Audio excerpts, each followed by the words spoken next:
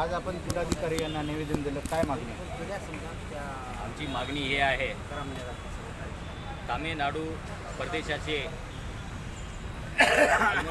Strong हे जे अध्यक्ष होते हे जवळपास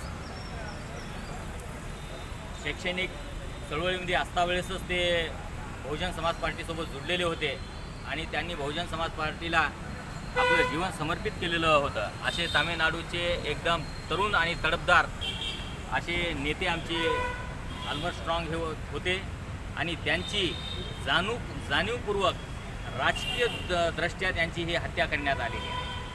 देशामध्ये अनेक ठिकाणी अशा दलितावर हत्या होत आल्यात आणि एका प्रदेशाध्यक्षाची हत्या होणं म्हणजे हे खरोखर त्या तामिळनाडू सरकारला ही लाज वाटली पाहिजे की तामिळनाडू सरकारने फक्त ह्या देशातल्या दलितांचं तोंड फक्त चूप राहावं ह्याकरता तिथल्या सरकारने थातूर लोकांना पकडून असं दाखवलेलं आहे की आम्ही आल्मर स्ट्रॉंगच्या हत्यारांना पकडलेलं आहे. पण वस्तूच पाहता ते हत्यारे नसून हत्यारे दुसरेच आहेत.